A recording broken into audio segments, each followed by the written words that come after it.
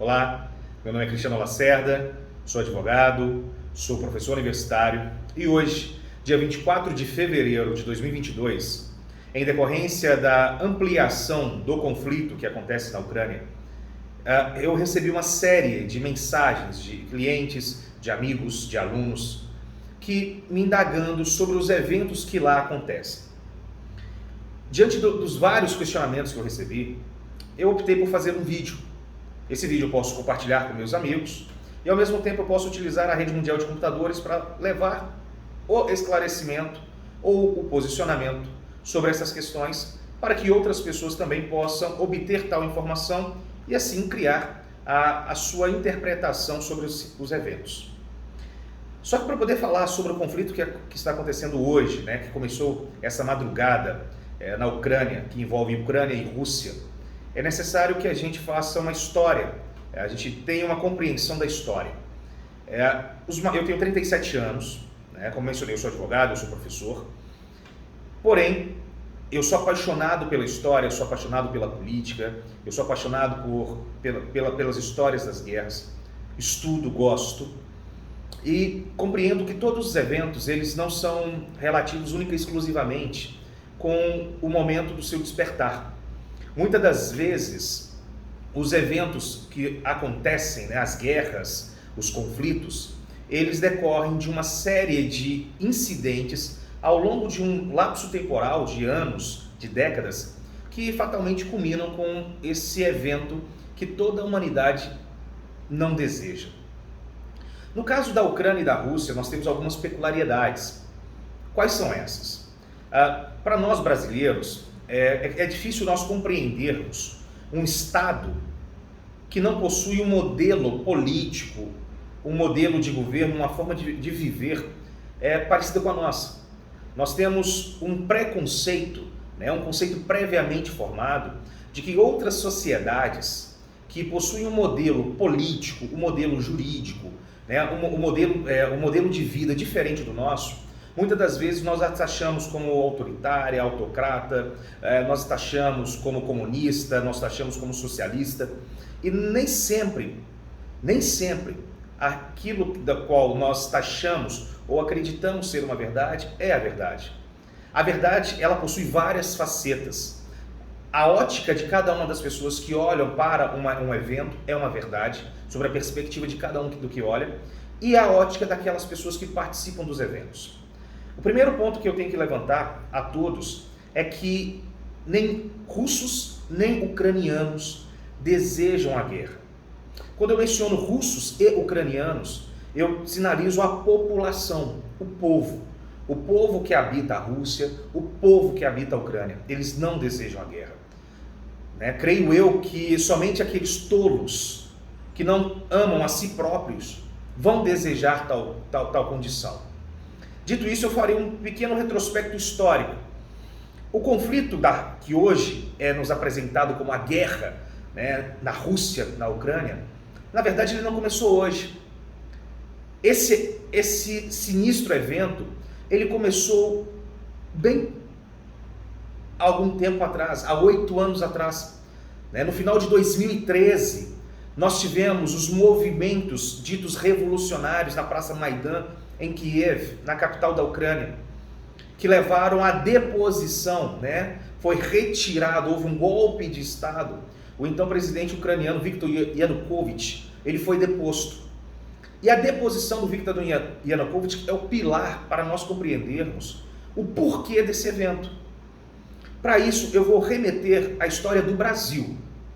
Nos anos 90, na época do governo do presidente Fernando Henrique Cardoso, Fernando Collor, Itamar Franco e Fernando Henrique Cardoso, nós tínhamos um programa econômico em nível continental chamado ALCA, a Aliança do Livre Comércio das Américas. O Brasil, à época, em que pese muito dos brasileiros desejassem que o governo brasileiro aderisse à ALCA, o governo brasileiro optou por não aderir à ALCA, porque compreendia que abrir o comércio brasileiro naquele momento para a indústria norte-americana, para a indústria canadense, poderia levar à destruição da indústria brasileira, porque nós não teríamos condições de concorrer com a indústria norte-americana, com os produtos norte-americanos, em decorrência da qualidade, do custo, etc. O Brasil não foi signatário da ALCA, a ALCA não existe, portanto, para nós, e nós miramos um bloco econômico que nos era mais interessante e vantajoso, que era o Mercosul, Aliança Comum do Sul, de Mercado Comum do Sul. Então, o Brasil, ele trilhou seu caminho para uma relação comercial com países que fazem divisa e que, dentro da relação comercial, a balança comercial, quando se olhasse o positivo e o negativo, ou ela ficaria próximo de estar estagnada, ou a gente teria um pequeno superávit ou um pequeno déficit. Mas nós não teríamos grandes prejuízos. Por que eu menciono isso? Porque até então, até o governo do presidente Viktor Yanukovych, nós tínhamos na Ucrânia uma perspectiva de adesão e migração para o bloco da União Europeia. Olha um ponto extremamente interessante da história da Ucrânia, que não é apresentado nos telejornais, nos documentários, que nos faz compreender um pouco dessa dinâmica. Olha, Viktor Yanukovych foi eleito, primeira situação, Viktor Yanukovych foi eleito na Ucrânia, salvo engano, no ano de 2004, 2002, 2004, houve a Revolução Laranja. Com a Revolução Laranja, o Viktor Yanukovych tinha sido eleito, ele renunciou e um outro candidato assumiu a presidência. Passados 5 anos da gestão presidencial, no ano ali de 2010, salvo engano, o Viktor Yanukovych foi eleito novamente. E ao assumir o governo, a gestão do governo da Ucrânia, ele começou a promover relações tanto com a União Europeia, na manutenção e no diálogo daqueles contratos de intenção firmados no governo anterior, e ao mesmo passo mantinha relações com o governo da Rússia, que era o principal aliado econômico, o principal parceiro econômico da Ucrânia naquele momento. O que ocorre? Se a Ucrânia aderisse à União Europeia, ao mercado comum europeu, a Ucrânia, que é um país pobre, rico em cultura, em riquezas naturais, mas economicamente pobre, a Ucrânia ela se veria em uma situação de desequilíbrio econômico. Por consequência, o presidente Viktor Yanukovych, ele opta, como chefe de governo, ele opta por cessar o diálogo com a União Europeia e reestreitar os laços de diálogo e comerciais com a Rússia. Em decorrência dessa manifestação, dessa conduta praticada pelo presidente, começa a insurgir em novembro de 2013 um processo de manifestação, de assentamento, protestos, inclusive protestos violentos por parte de uma parcela da população ucraniana que não desejava manter as suas ligações, as suas relações com o governo russo, com a sociedade russa, e eram pró-europeias. Dessa revolução na Praça Maidan, que é a Praça da Independência, que durou de novembro até abril, mais ou menos, de 2014, novembro de 2013, abril de 2014, nesse meio tempo, o presidente Viktor Yanukovych, ele tentando, vou depois colocar alguns links, que referendam o que eu estou dizendo, porque não é para falar que eu estou dizendo da minha cabeça, que vão referendar o que eu estou mencionando para vocês, links históricos, jornalísticos, da época. O presidente Viktor Yanukovych tentou várias vezes com os líderes do movimento de protesto chegar a uma condição de coalizão, algo que não foi reconhecido, algo que não foi atingido. E em fevereiro de 2014, poucos dias depois de assinar o acordo com a oposição para formar um governo de coalizão para tentar solucionar os problemas na Ucrânia, tentaram contra a vida do Viktor Yanukovych, tentaram matá-lo. E aí, me perdoe o ex-presidente da Ucrânia, ele foi fraco, né? Ele não conseguiu manter a sua postura. O comandante do navio sempre tem que ser o último a sair do navio. Então, Viktor Yanukovych fugiu. Ele saiu da Ucrânia e foi para a Rússia. Com a fuga do Viktor, né, do presidente Viktor Yanukovych, a Rada, né, o parlamento ucraniano, imediatamente, sem um processo de impeachment,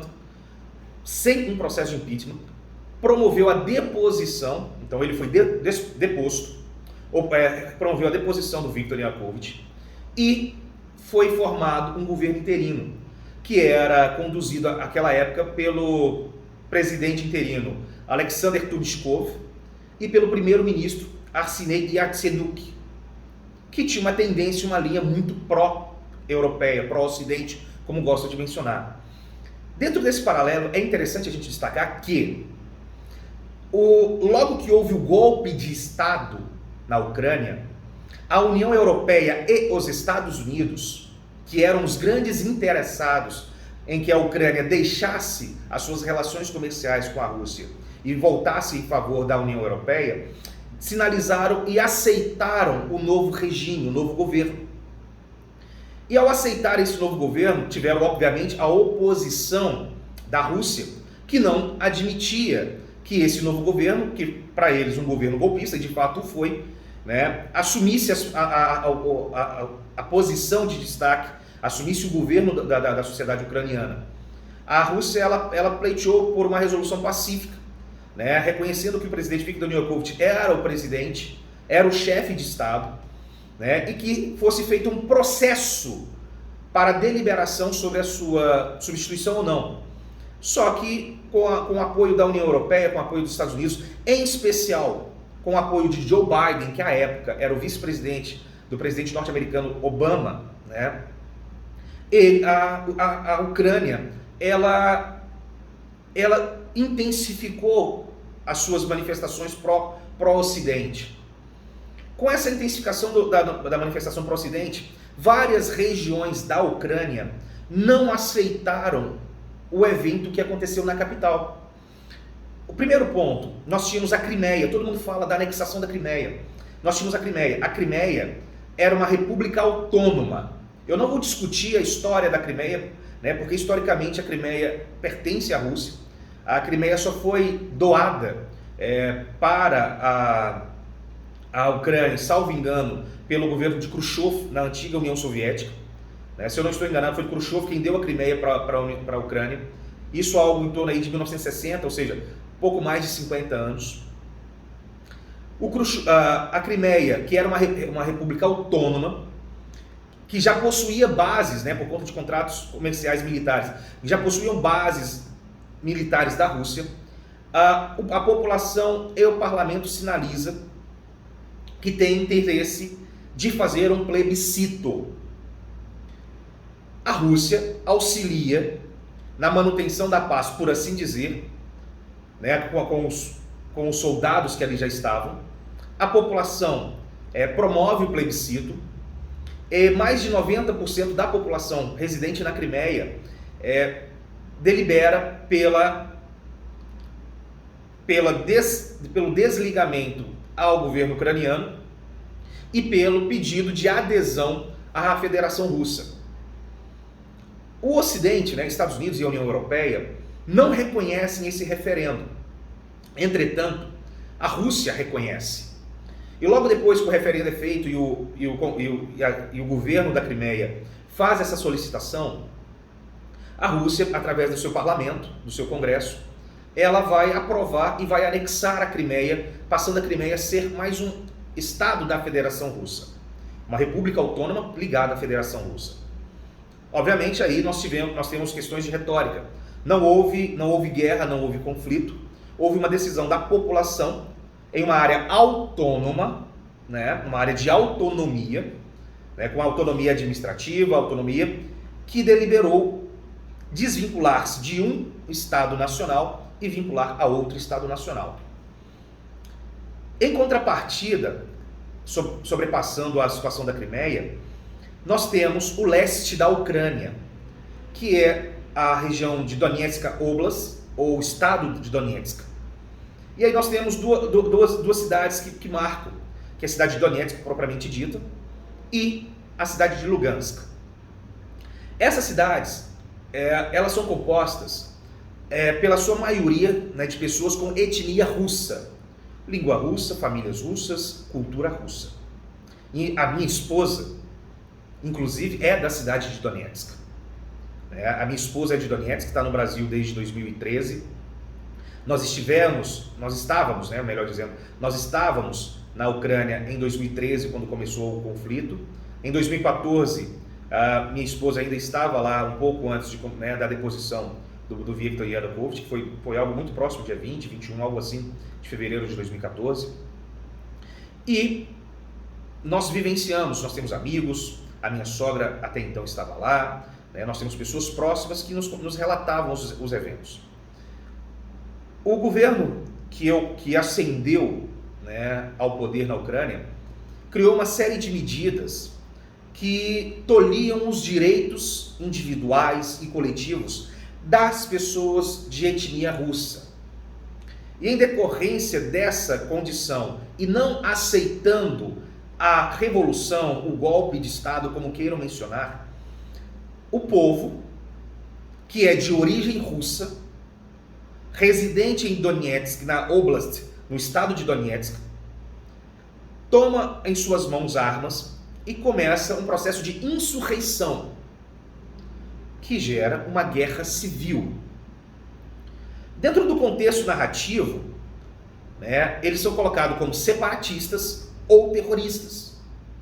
Mas nós compreendemos que eles nada mais fizeram do que lutarem pelo seu direito, né, de integridade intelectual, integridade ideológica, integridade de cultura, né, na defesa dos seus valores. Porque o governo que ascendeu ao poder de uma forma inconstitucional é assegurado por outros estados nacionais e retira direitos daquela população ao leste da Ucrânia. Desde 2014, a guerra na Ucrânia, no leste da Ucrânia, nunca acabou. Há 8 anos existe uma guerra no leste da Ucrânia, em especial no que hoje é conhecido como a República Popular de Donetsk e a República Popular de Lugansk, LNR, DNR. Com esse conflito, nós do Ocidente, nós esquecemos. Nós inclusive paramos de falar sobre a Crimeia. E é interessante destacar esse ponto, porque quando começou esses conflitos, a Ucrânia, ela teve eleições presidenciais. O governo interino, que era do então presidente Alexander Turchynov e do primeiro-ministro Arsenij Yatsenyuk, ele repassa o poder ao então eleito Pyotr Poroshenko, né? Só que, dentro do processo eleitoral para a eleição do presidente, as pessoas que residiam ao leste da Ucrânia, aquelas pessoas que residiam na Donetsk Oblast, no estado de Donetsk, foram impedidos de participarem do processo do sufrágio, das eleições. Eles não puderam votar. Isso intensificou os conflitos. Municiados até então com dinheiro dos Estados Unidos, na figura do presidente, atual presidente Joe Biden, e à época vice-presidente Joe Biden, a Ucrânia intensificou os conflitos na região de Donetsk, conseguindo reaver boa parte do estado de Donetsk, ficando a república separatista, como afirmam, restrito a algumas pequenas áreas, a algumas pequenas cidades, o que era diverso à época da definição, porque o governo, né, o povo lá da região, eles também tiveram um processo eleitoral alguns dias antes, né, do Pyotr Poroshenko ter sido eleito, e eles decidiram, né, pela sua independência.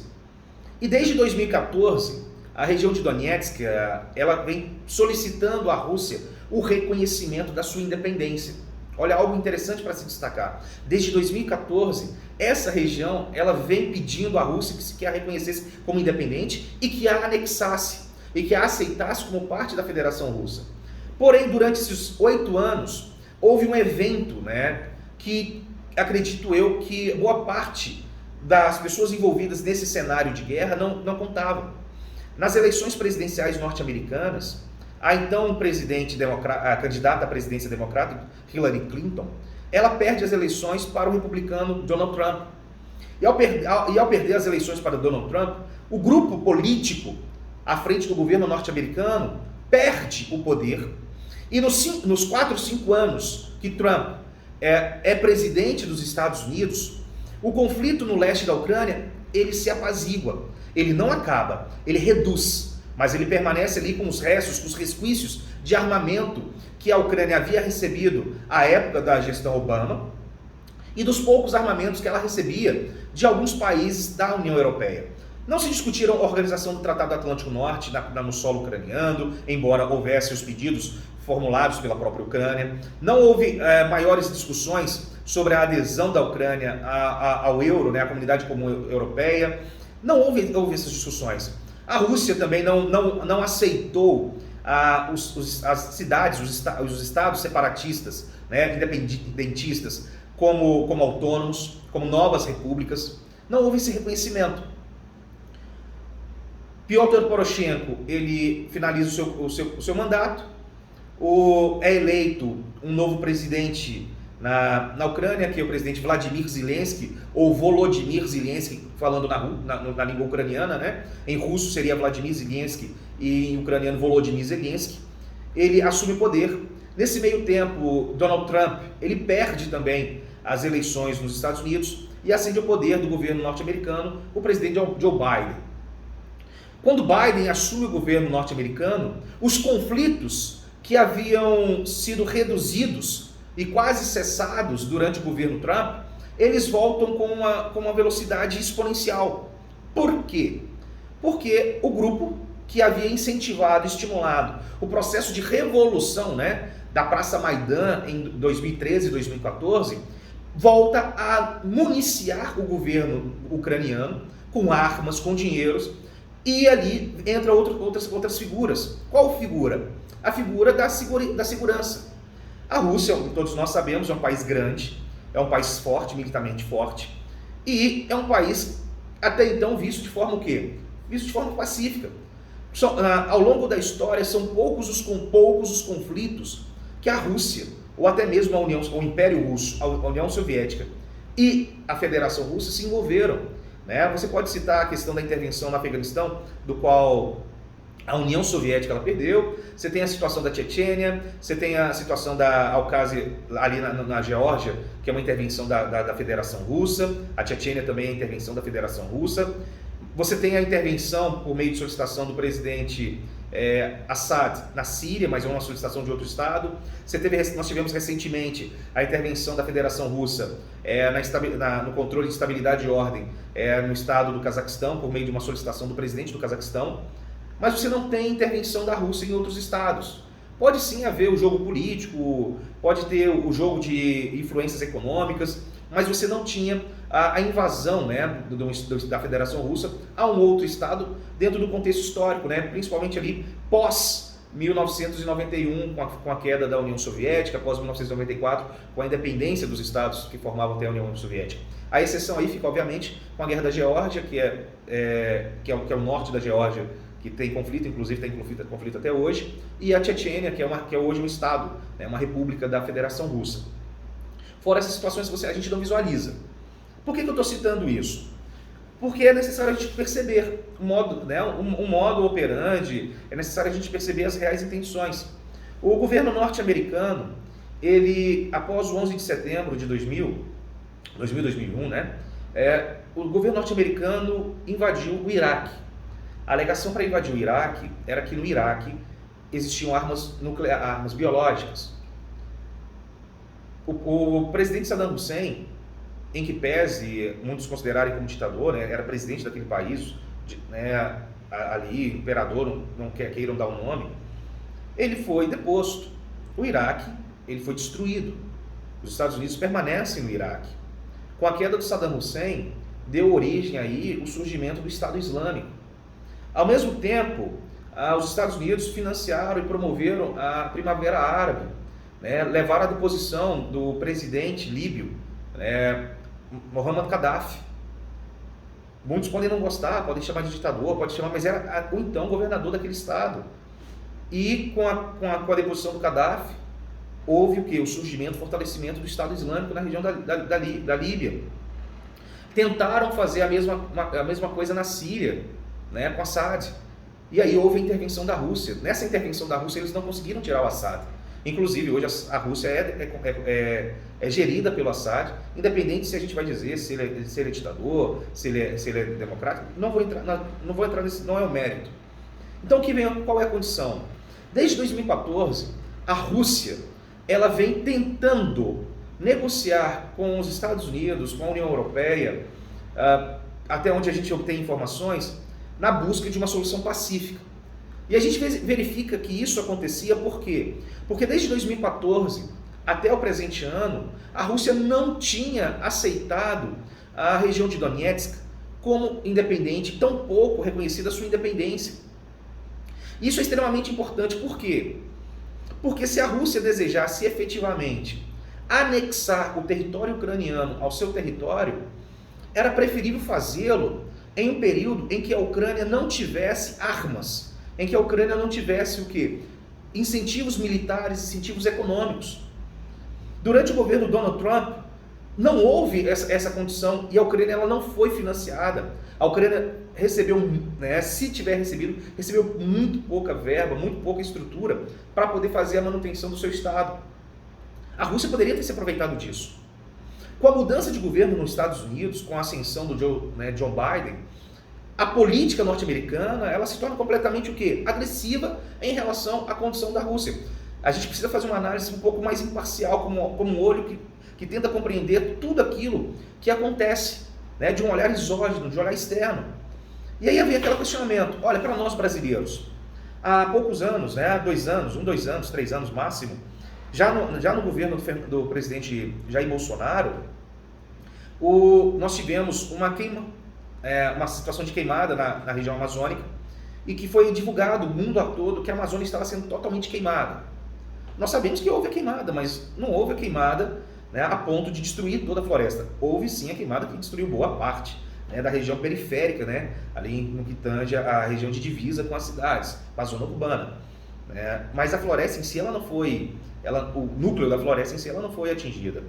E nós tivemos uma manifestação do presidente francês, Emmanuel Macron, né, dizendo que a Amazônia era do mundo, não era do Brasil, etc. E nós somos fronteiriços, né, nós somos vizinhos da França. A Guiana Francesa é uma colônia da França. Então imaginemos nós, se com uma fala dessa, com uma posição do Emmanuel Macron, a França viesse e começasse a colocar exército, né, soldados, mísseis, em regiões próximas à fronteira com o Brasil, no norte do Brasil. Como que o governo brasileiro não reagiria? Como que a sociedade brasileira não iria reagir? É necessário que a gente faça essa reflexão. Por quê? Porque é o que também aconteceu na Rússia. Ao ascender ao governo, né, dos Estados Unidos, o presidente Joe Biden, ele intensifica o avanço da organização do Tratado do Atlântico Norte, né, da OTAN. Ele passa a fazer com que a OTAN ela tenha uma maior presença em regiões próximas à fronteira da Rússia. E havia grande sinalização de inclusão da Ucrânia como parceiro da OTAN. Inclusive, um dos pedidos, né, do presidente Vladimir Putin é que a OTAN ela não aceitasse, ela reconhecesse, ela documentasse que a Ucrânia e a Geórgia, que são dois estados fronteiriços, não fizessem parte hoje, nem no futuro, desse tratado, dessa organização. E pediu também, né, com tom de ameaça ou não, mas foi pedido que a OTAN retirasse, né, das fronteiras da Rússia as armas que haviam sido instaladas. E diversamente do que foi pedido, que poderia solucionar, e aí, caso a Rússia atacasse a Ucrânia, ela receber a responsabilidade e a culpa, o governo norte-americano, a União Europeia e os membros da OTAN sinalizaram que não iriam fazer isso, que não admitiam, que era inegociável, né? Ou seja, você acirrou, você aumentou as tensões e naquilo que de certa forma é simples, você não quis solucionar. E para tentar demonstrar o singelo ato de retirada dos mísseis, né, das forças armadas da fronteira da Rússia, o presidente Putin ele sinalizou o evento que aconteceu na década de 60, quando a União Soviética ela instalou mísseis em Cuba, que quase levaram a uma guerra mundial, né, uma guerra nuclear, segundo a história, e que a própria União Soviética recuou retirando os mísseis para poder apaziguar. Né? A Cuba havia grandes laços econômicos e políticos com a União Soviética, era um parceiro, vamos falar assim, um estado satélite, e ali estava depositado mísseis. Se em Cuba, que entre Cuba e o estado norte-americano, né, o país, né, o território norte-americano, existe um oceano de distância, na Ucrânia alguns pontos de terra ou água. Você não tem divisão, você não tem nada que marque a divisa de um país para o outro. E é uma linha divisória de quase 2.000 quilômetros, né, contando aí a Bielorrússia. Rússia e Bielorrússia, mais de 2.000 quilômetros de fronteira seca, né, com poucas situações aí de rios, etc. Mas basicamente 2.000 quilômetros de fronteira seca. Então foi feito esse pedido. União Europeia, Estados Unidos e a OTAN não aceitaram. Dentro desse cenário, para piorar, o presidente Vladimir Zelensky, ele começa a fazer algumas indagações, alguns questionamentos, ao ponto de poucos dias antes do Vladimir Putin reconhecer a independência das repúblicas, né, de Donetsk e Lugansk, o Vladimir Zelensky disse que a Ucrânia desejaria ter para si as suas armas nucleares. Bom, há um grande conflito que remete à história no período da Segunda Guerra Mundial, que eu não vou adentrar, porque senão ficaria muito mais tumultuado. Mas diante desse cenário, depois de 8 anos, né, não reconhecendo a independência de Donetsk e Lugansk, o presidente Vladimir Putin ele reconhece o parlamento russo anui com o reconhecimento, ele aceita o pedido, né, de amizade e do tratado de auxílio militar para a sua defesa. O parlamento russo anui com tal pedido e 2 dias depois de sinalizar, ele autoriza esse avanço das forças militares russas. Bom, e aí vem aquela pergunta: quem é culpado? De fato, não é o povo ucraniano e não é o povo russo. Você pode atribuir ao governo ucraniano, ao governo russo, mas essa responsabilidade não é apenas dos dois. Na minha visão, o maior responsável é o governo norte-americano, porque foi ele que incentivou junto com a comunidade europeia. Isso para nós é extremamente importante. Então hoje o conflito que se tem envolve sim, o governo ucraniano, envolve sim o governo russo, mas tem as mãos da comunidade europeia, tem as mãos do governo norte-americano. Esses dois foram Pôncio Pilatos. Eles lavaram as mãos, não só apenas lavaram, mas como entregaram armamento a Zelensky, o governo de Kiev, para que pudessem ter o conflito. E aí aquela linha que é dentro da história, a melhor defesa é o ataque. O governo russo ele promoveu o ataque quando ninguém esperava, ele falava que não, tentou de várias formas e fez esse ataque. Então eu creio que dentro dessa explanação talvez tenha ficado claro alguns eventos. Eu vou linkar alguns vídeos que vão comprovar o que eu estou dizendo. E olha, o processo de revolução em 2013, 2014 foi extremamente violento. Extremamente violento. Eu estava na Ucrânia em 2013, em dezembro de 2013, em janeiro de 2014, acompanhava através da TV ucraniana, a TV ucraniana apresentando os eventos que aconteciam em Donetsk, a gente extremamente apreensivo. E uma coisa eu posso falar, os Berkuts, que eram os policiais, que eram as forças militares, eles poderiam ter suprimido a revolução e não fizeram, por ordem do presidente Viktor Yanukovych. Porque o Ocidente sinalizava que se ele reprimisse, ele estaria cerceando o direito de reivindicação, direito democrático de protesto. E é interessante destacar isso porque nos Estados Unidos, no final do governo, né, Donald Trump, um pouco antes da posse, houve no Capitólio uma grande manifestação que foi fortemente reprimida pelo governo norte-americano.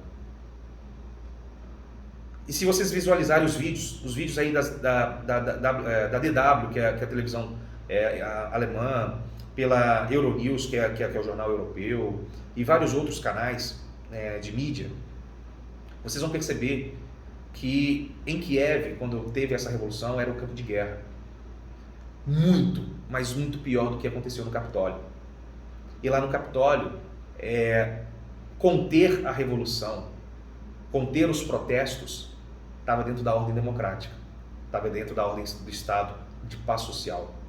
Mas quando é em outro Estado, né, diferente do que quando acontece nos Estados Unidos, quando é em outro Estado, os outros Estados são obrigados a permitir que o povo faça a desordem, como acontecia agora há pouco no Cazaquistão, que se não fosse a intervenção de um bloco militar, em que tem a Rússia, Bielorrússia, Cazaquistão e alguns outros países ali, né, da antiga União Soviética, se eles não tivessem intervido, talvez pudesse ter promovido também uma revolução de grande porte, tá? Então, assim, se você gostou, eu peço para você a gentileza de passar para alguma outra pessoa, replicar esse link, adiciona aí, né, se inscrever, dar o like, né, porque de repente aí os algoritmos do YouTube, ele vai permitir que esse vídeo chegue a mais pessoas, né? Então, assim, se foi útil para você, eu te peço essa gentileza, dê o like, adiciona, inscreve, compartilha o link com outra pessoa, para que a pessoa possa ter. Eu sou advogado, eu sou mineiro, né? Não moro, nunca morei na Ucrânia nem na Rússia. Eu sou casado com uma cidadã ucraniana, né, que é da região do conflito.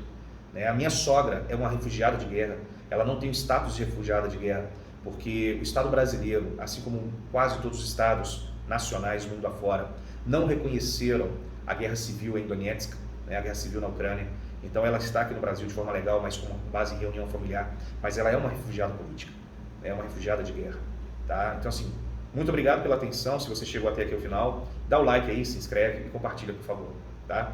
E aí, faz um comentário, se quiserem mais alguma informação, se eu puder contribuir, sou todos à disposição. Abraço, até mais.